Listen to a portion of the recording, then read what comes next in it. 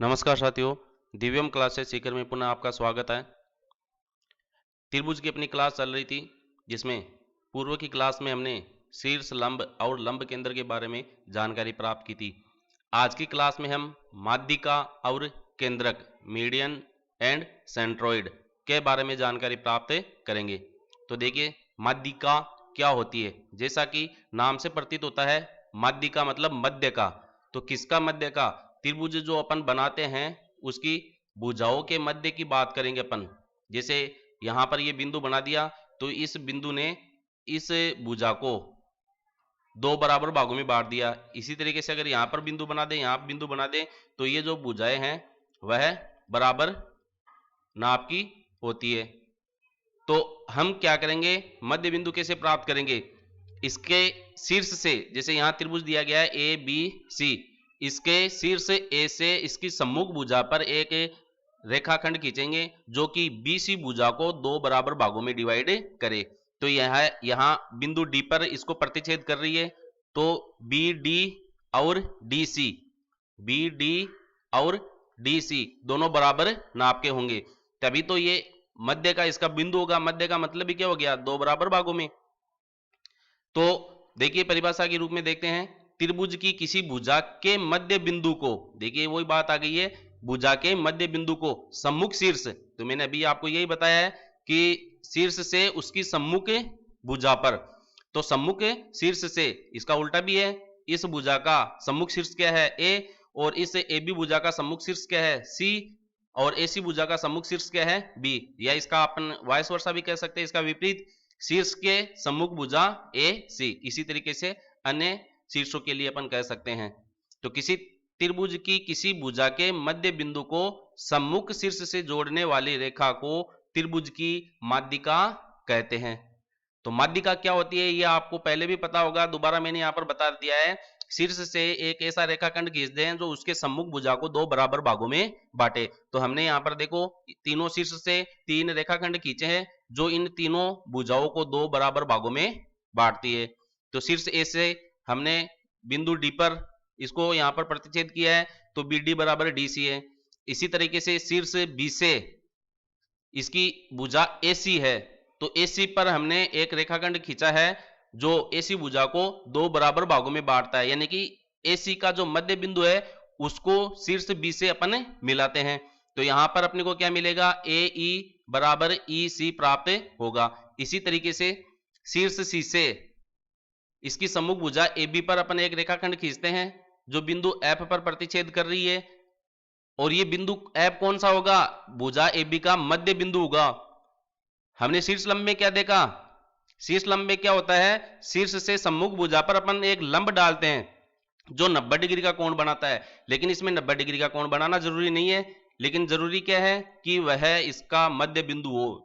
रेखाखंड A B या त्रिभुज की भुजा ए बी का मध्य बिंदु हो, उस बिंदु से अपने को इस शीर्ष से मिलाना है। तो यहां पर इस भुजा ए बी के लिए क्या हो जाएगा? ए एफ बराबर एफ बी, ये चीज अपने को यहां पर प्राप्त हो रही है। अब देखिए, यहां ए डी बी ई और सी एफ माध्यिकाएं हैं। तो माध्यिकाएं कितनी होगी इसके अंदर? तीन तो माध्यिकाएं होगी, और उनका नाम क्या है? एक एडी, एक माध्यिका अपनी एडी, दूसरी बीई कह दीजिए, और तीसरी सी एफ। तीसरी माध्यिका क्या है? C F. तो ये तीन माध्यिकाएं हो गई है। तीन माध्यिकाओं के लिए ये जो भुजा पर प्रतिच्छेद करती है उनके लिए ये अपने को यहां पर मान प्राप्त हो रहे हैं। आगे देखिए, एक त्रिभुज में तीन माध्यिकाएं खींची जा सकती है। ये तीन माध्यिकाएं होगी क्योंकि तीन भुजाएं हैं, तो तीन भुजाओं के तीन ही अपने को मध्य बिंदु प्राप्त होंगे, इसलिए तीन माध्यिकाएं खींची जा सकती है। सिंपल सा क्वेश्चन पूछा जा सकता है, कितनी माध्यिकाएं खींची जा सकती है, जो निश्चित रूप से एक ही बिंदु से होकर गुजरती है। तो यहां पर देखो, अपन क्या देख रहे हैं, जब हमने त्रिभुज की तीनों भुजाओं के मध्य बिंदु को तीनों शीर्षों से मिलाया, तो हमें ये एक ही कटान बिंदु पर या संगम पर मिलती हुई नजर आ रही है। तो त्रिभुज की जो तीनों माध्यिकाएं हैं वो एक ही संगम पर मिलती है, तो इसका मतलब हम आगे की लाइन कह सकते हैं कि तीनों माध्यिकाएं क्या है? संगामी होती है। और इसको हम जी से निरूपित करते हैं। इसको हम किससे निरूपित करते हैं? जी से निरूपित करते हैं। इसे हम क्या कहेंगे? इस जी को ही हम केंद्रक कहेंगे। इस केंद्रक का दूसरा नाम भी है, इसको गुरुत्व केंद्र भी कहते हैं। केंद्रक के साथ इसका दूसरा नाम क्या है? गुरुत्व केंद्र। कई जगह इसका नाम आपको द्रव्यमान केंद्र के रूप में भी लिखा हुआ मिल सकता है। द्रव्यमान केंद्र, गुरुत्व केंद्र और केंद्रक, यह इस माध्यिका वाले त्रिभुज के लिए जो हमें केंद्र प्राप्त हो रहा है उसके तीन नाम प्राप्त हो रहे हैं, जो एक ही नाम के रूप में जाने जाएंगे। देखिए, हमने ये देख लिया, तीन माध्यिकाएं खींची जा सकती है जो निश्चित रूप से एक ही बिंदु से होकर गुजरती है। आगे देखिए, किसी त्रिभुज की तीनों माध्यिकाएं संगामी होती है, ये मैं बता चुका आपको, तथा उनका कटान बिंदु त्रिभुज का केंद्र कहलाता है। इसे जी से प्रदर्शित करते हैं, ये भी बता दिया आपको, जी से प्रदर्शित करते हैं। केंद्रक प्रत्येक माध्यिका को 2:1 के अनुपात में विभाजित करता है तथा यह सदैव त्रिभुज के अंदर ही स्थित होता है। अब देखो नई बात निकल के क्या आ रही है, जो केंद्रक है वह माध्यिका को 2:1 के अनुपात में विभाजित करता है। इसका मतलब क्या है? देखो, हम समझने के लिए नीचे देखते हैं जो चित्र बनाया है इसके अंदर। हमारे पास तीन माध्यिकाएं हैं, एडी, बीई और सीएफ। ये तीन माध्यिकाएं अपने पास नजर आ रही है। आप मान के चले कि इनकी प्रत्येक की जो लंबाई है वह 3 इकाई है। कितनी है? 3 इकाई है। मापन कुछ भी हो सकता है, अलग भी हो सकता है, अपन केवल इसको मान रहे हैं अनुपात के रूप में, इसको समझने के लिए। तो देखिए, ये जो ए डी माध्यिका प्राप्त हो रही है और यहां पर अपने को केंद्रक जी प्राप्त हो रहा है, तो जहां केंद्रक जी प्राप्त हो रहा है तो जो माध्यिका है वो इस प्रतिच्छेद बिंदु पर, इस कटान बिंदु पर दो भागों में विभाजित हो गई, एक तो ऊपर की ओर, एक नीचे की ओर। तो जो बड़ी भुजा है वह इस तीन में से 2 इकाई होती है और जो छोटी भुजा है वह 3 में से 1 इकाई होती है। इसलिए इसको 2:1 के अनुपात में विभाजित होना बताया गया है। तो आपको अच्छी तरीके से दिमाग में बैठा लेना है कि त्रिभुज की जो माध्यिका है वह केंद्रक के द्वारा 2:1 के अनुपात में विभाजित होती है। तो जो माध्यिका ए डी है वह दो भागों में विभाजित होगी, एक तो ए जी और जी डी। देखिए, ए जी और जी डी, तो इसका अनुपात क्या हो गया? 2:1। तो इसको जो 2 अनुपात होता है उसको आप जानते हैं, बट्टा के रूप में भी लिख सकते हैं, तो 2/1 के अनुपात में विभाजित होती है। इसी तरीके से अपन अन्य दो माध्यिकाओं के लिए लिख सकते हैं। देखिए, ये माध्यिका का बड़ा भाग है और ये छोटा भाग है, तो यहां से अपने को क्या मिलेगा बताइए? सी जी बटा जी एफ, सी जी बटा जी एफ। तो सी जी बड़ी भुजा है, यानी कि ये 2:1 हो गया। इसी तरीके से बीई जो माध्यिका है उसके लिए अपन लिखेंगे बी जी बटा जी ई, तो यह भी क्या हो गई? 2:1 के अनुपात में हो गई। आपको एग्जाम में भी पूछा जा सकता है कि इनमें भिन्न क्या है। त्रिभुज के मान दे दिए जाते हैं तो इनमें से जो विभिन्न है या जो अलग है, डिफरेंट है, उसको आपको चूज करना होता है। तो इस तरीके से आप 2:1 में अगर कोई माध्यिका विभाजित होती है तो ये आपको कैलकुलेशन याद इसकी रहनी चाहिए। देखिए, अब आगे की बात करते हैं। ये मैंने लिखा है यहां पर एडी बटा एजी, ए डी ये पूरी माध्यिका है, और फिर बटा एजी, ए जी, इसका अनुपात क्या होगा?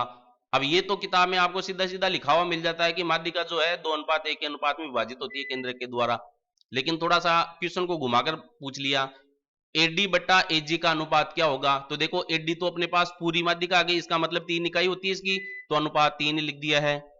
और फिर लिखा है एजी, तो एजी की इकाई देखो 3 में से कितने भाग है? 2 भाग है, तो यहां बट्टा में लिख दिया 2।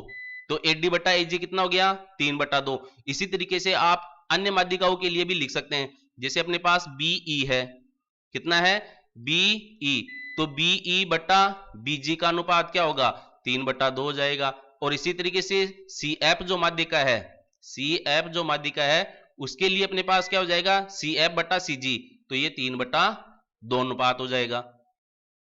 अब आगे बात करते हैं। देखो, एडी बटा जीडी लिख दिया, ए डी बटा जी डी। पहले तो जो बड़ा भाग था माध्यिका का उसको ले लिया, अब छोटे वाले भाग को ले, तो अपने को AD बटा GD जो है 3:1 के रूप में प्राप्त होता है। देखिए AD 3:1 में बटा GD ये 1:1 में, तो 3:1 हो गया है। अब आप एक काम खुद करके देखिए, ये जस्ट फॉर यू है प्रैक्टिस के लिए, क्योंकि मैंने एक चीज आपको बता दी है, तो आप अन्य माध्यिकाओं के लिए ये अनुपात ज्ञात करके देखिए 3:1 वाला, BE माध्यिका के लिए और CF माध्यिका के लिए। अब अपन अगली बात करते हैं, माध्यिका त्रिभुज को दो बराबर क्षेत्रफल में बांटती है। देखिए क्या कह रहा है, माध्यिका त्रिभुज को दो बराबर क्षेत्रफल में बांटती है। तो अपने पास ये जैसे ट्रायंगल हो गया है, इसको अपन A, B और C नाम दे देते हैं। अब अगर अपन एक ही माध्यिका की बात करें, क्योंकि एक माध्यिका खींचेंगे तभी अपने को दो त्रिभुज प्राप्त होंगे, और इसकी सम्मुख भुजा के मध्य बिंदु को यहां पर अपन मिला देते हैं, दोनों ये बराबर नाप की है, तो ये D है। तो यहां पर देखो त्रिभुज 1 और त्रिभुज 2 अपने को प्राप्त हुआ है। तो हम इस स्टेटमेंट के अनुसार क्या कह सकते हैं कि त्रिभुज ADB का क्षेत्रफल बराबर होगा त्रिभुज ADC का क्षेत्रफल। ये बात क्लियर हो गई। इसी तरीके से अगर आप दूसरे शीर्ष से दूसरी भुजा पर मध्य बिंदु पर मिलाते हैं, जैसे ये BABC, तो यहां पर इनके नाम क्या है, अलग हो जाएंगे।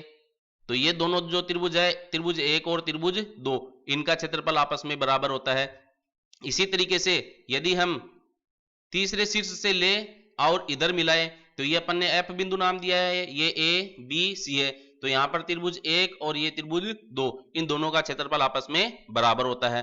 अब बात करते हैं, देखो आगे, केंद्रक सदैव त्रिभुज के अंदर ही होता है, चाहे त्रिभुज कैसा भी हो। हमने जो इससे पहले की क्लास में देखा था शीर्ष लंब और लंब केंद्र, तो लंब केंद्र जो है अपने को न्यून कोण के लिए तो अंदर मिला था, अधिक कोण के लिए अपने को कहां मिला था, बाहर मिला, और समकोण के लिए अपने को कहां पर प्राप्त हुआ था, समकोणीय शीर्ष पर, यानी कि ये जैसे समकोण त्रिभुज हो गया तो यहां पर प्राप्त हुआ था। तो तीनों ही प्रकार के कोणों के जो त्रिभुज थे उनके लिए अपने को तीन जो है लंब केंद्र प्राप्त हुए थे। लेकिन माध्यिका और केंद्रक के मामले में हमें केंद्रक सदैव त्रिभुज के अंदर ही प्राप्त होता है, चाहे त्रिभुज कैसा भी हो, न्यून कोण, अधिक कोण या समकोण। इसको आप देखो ऐसे समझ सकते हैं, जैसे हमने यहां पर ये न्यून कोण त्रिभुज बना दिया, अब शीर्ष से क्या है, इसकी मध्य भुजा को मिलाएंगे, तो ये मिला दिया, ये मिला दिया और ये मिला दिया, तो केंद्र कहां मिला, यहां पर। अब अगर अपन अधिकोण त्रिभुज लेकर चलते हैं और इनकी मध्य शीर्ष से इसकी मध्य भुजा को मिलाते हैं, तो ये मिल गया इधर, तो ये भी देखो बीच में आ रहा है। अब अगर अपन समकोण को ले ले और शीर्ष से इसकी मध्य भुजा को मिलाए, शीर्ष से इसकी मध्य भुजा को मिलाए, तो इसमें भी देखो केंद्र कहां प्राप्त हो रहा है, अंदर ही प्राप्त होता है। तो याद रहे, पूछा जा सकता है दोनों के लिए, लंब केंद्र जो है कोण के आधार पर जो त्रिभुज है उस पर डिपेंड करता है कि उसका लंब केंद्र कहां मिलेगा, लेकिन केंद्रक के मामले में, केंद्रक सेंट्रोइड के मामले में सदैव वह त्रिभुज के अंदर होता है, चाहे न्यून कोण त्रिभुज हो, चाहे अधिक कोण त्रिभुज हो या समकोण त्रिभुज हो। अब अपन बात करते हैं आगे, किसी त्रिभुज की तीन माध्यिकाएं उसे समान क्षेत्रफल के 6 त्रिभुजों में विभाजित करती है। ये देखो, अभी हमने देखा केवल एक ही माध्यिका खींची जाती है तब समान क्षेत्रफल के 2 त्रिभुज प्राप्त होते हैं अपने को, ये दोनों।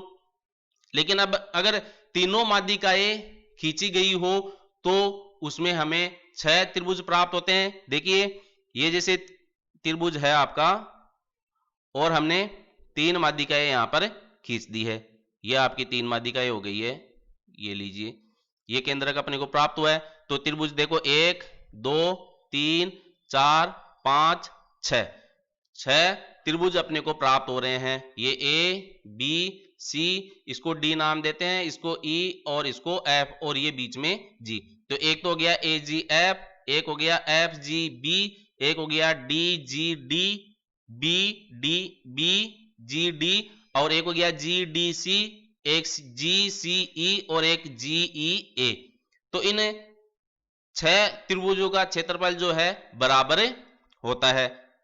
अब 6 त्रिभुज हो गए अपने पास, और एक एक त्रिभुज को अपन ले ले तो इन त्रिभुजों में अनुपात क्या हो गया आपस में, देखो बराबर है, इसलिए एक त्रिभुज का अगर एक भाग ले लेते हैं, 6 भागों में से एक भाग लेंगे तो ये 1/6 या 1:6 के रूप में विभाजित होते हैं। तो देखिए छोटे त्रिभुज के क्षेत्रफल एवं मूल त्रिभुज के क्षेत्रफल में 1:6 का अनुपात होता है। देखिए ये 6 बराबर भाग है, 6 को मिला लेंगे, 6 त्रिभुजों के क्षेत्रफल को मिला लेते हैं तो त्रिभुज ए बी सी का क्षेत्रफल प्राप्त होता है।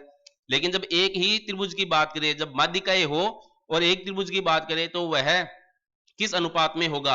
आपको यह भी पूछा जा सकता है कि त्रिभुज का क्षेत्रफल दे दिया और माध्यिकाएं दे दी तो एक त्रिभुज का क्षेत्रफल कितना होगा, 2 का कितना होगा, 3 का कितना होगा। तो आप इसको बराबर बराबर 6 भागों में बांट ले, जितना भी क्षेत्रफल इसका दिया गया है मूल त्रिभुज एबीसी का, और फिर 1 2 3 4 5 कितने का भी पूछा गया हो उनको आपस में जोड़कर इसका हल ज्ञात कर सकते हैं।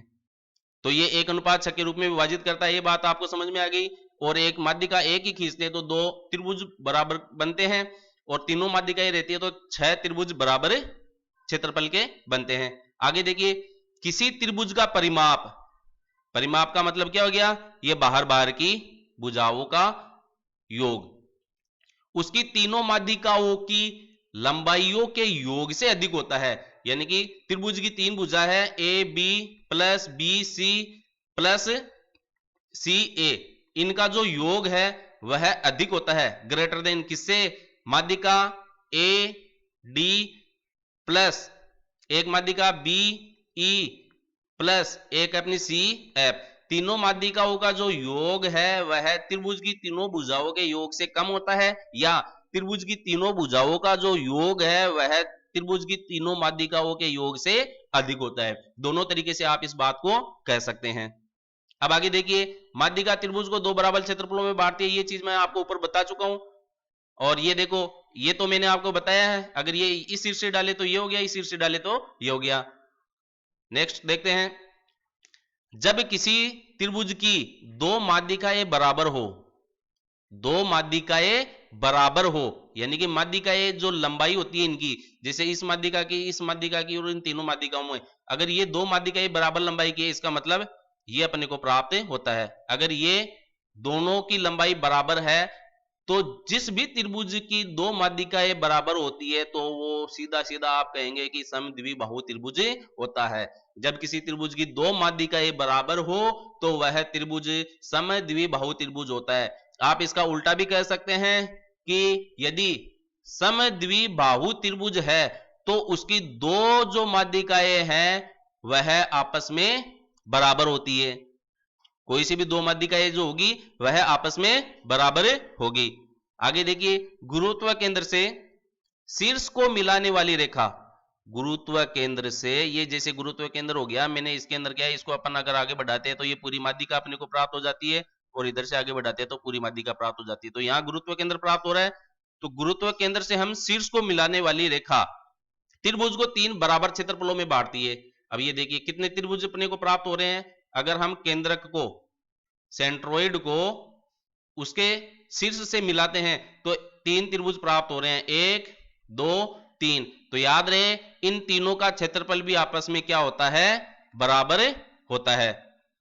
आगे बात करते हैं, विशिष्ट त्रिभुज एवं मूल त्रिभुज में 1:12 का अनुपात होता है। यह बहुत ही महत्वपूर्ण बात है, याद रखना।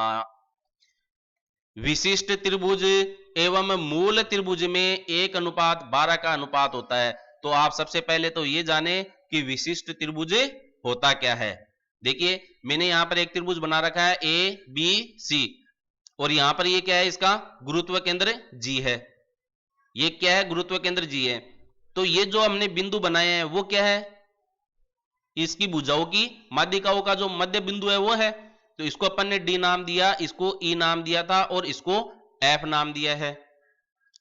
तो गुरुत्व केंद्र को माध्यिकाओं, भुजाओं के जो भुजाओं पर जो माध्यिका का बिंदु है, इन 3 बिंदुओं से अगर अपन एक त्रिभुज बनाए, देखिए मैंने ये त्रिभुज बना लिया, ई और एफ इन माध्यिकाओं के मध्य बिंदु को मिलाकर अगर गुरुत्व केंद्र से मिला देते हैं तो एक त्रिभुज का निर्माण होता है। ये देखिए इसको जैसे अपन ने जी नाम देते हैं अपन, तो जी ई एफ, बहुत ही महत्वपूर्ण बात है दोस्तों, आपको किताब में देखने को नहीं मिलेगी। जी ई एफ ये जो GEF त्रिभुज प्राप्त हुआ है इसे ही हम विशिष्ट त्रिभुज कहते हैं। इसे हम क्या कहते हैं? विशिष्ट त्रिभुज कहते हैं। विशिष्ट त्रिभुज क्या होता है? त्रिभुज का जो केंद्रक होता है उसको माध्यिकाओं का जो बिंदु है, मध्य बिंदु है, उससे मिलाकर यदि कोई त्रिभुज का निर्माण करते हैं तो वह विशिष्ट त्रिभुज अपना कहलाता है। ये अब ऐसा ही त्रिभुज आप क्या इधर से भी बना सकते हैं, इन बिंदुओं को इधर से मिला दें तो ये भी एक विशिष्ट त्रिभुज हो गया और एक ये विशिष्ट त्रिभुज हो गया है। अब देखो क्या कह रहा है, मूल त्रिभुज। मूल त्रिभुज का मतलब क्या है? ए बी सी, ये पूरे का बात कर रहा है। तो इस प्रकार से क्या होता है, जो विशिष्ट त्रिभुज है, इस विशिष्ट त्रिभुज का जो क्षेत्रफल होता है वह मूल त्रिभुज से 1:12 के अनुपात में होता है। मान के चले कि जो मूल त्रिभुज ए बी सी है उसका क्षेत्रफल कितना है? 12 इकाई है। तो विशिष्ट त्रिभुज का जो क्षेत्रफल है, विशिष्ट त्रिभुज का जो क्षेत्रफल है वह अपने को 1 इकाई प्राप्त होगा। आपसे ये एग्जाम में बहुत ही अच्छी तरीके से पूछा जा सकता है। आज के पेपर के लेवल को देखते हुए इसको आप बहुत ध्यान से नोट करें। तो विशिष्ट त्रिभुज आपको समझ में आ गया, मूल त्रिभुज आपको समझ में आ गया, इनमें अनुपात क्या होता है वो आपको समझ में आ गया।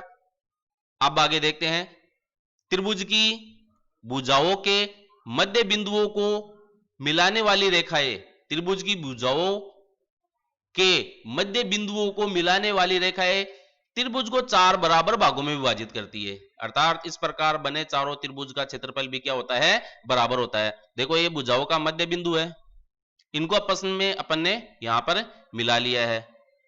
तो अब ऐसा करने से देखो अपने को कितने त्रिभुज प्राप्त हो रहे हैं? 1 2 3 और 4।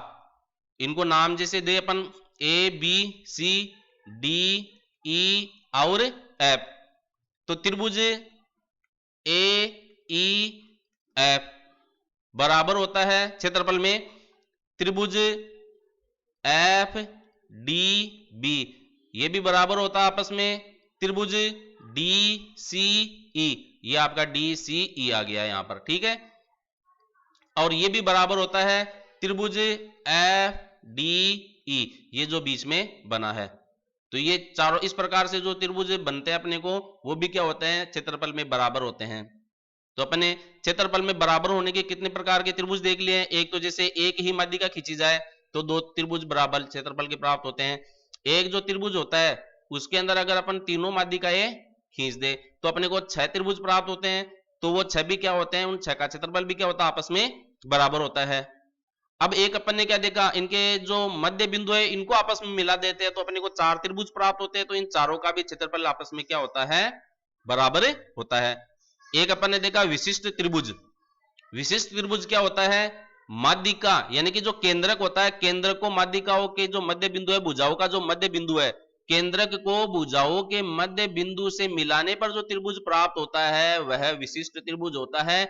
और यह मूल त्रिभुज ए बी सी का 1/12वां भाग होता है, यानी कि 1:12 के अनुपात में विभाजित होता है। अगर इसकी इकाई 12 है तो ये 1/12 होगा। अगर इसकी इकाई मूल त्रिभुज की इकाई 24 है तो यह 2/24 होगा, क्योंकि दोबारा कट के क्या हो जाएगा?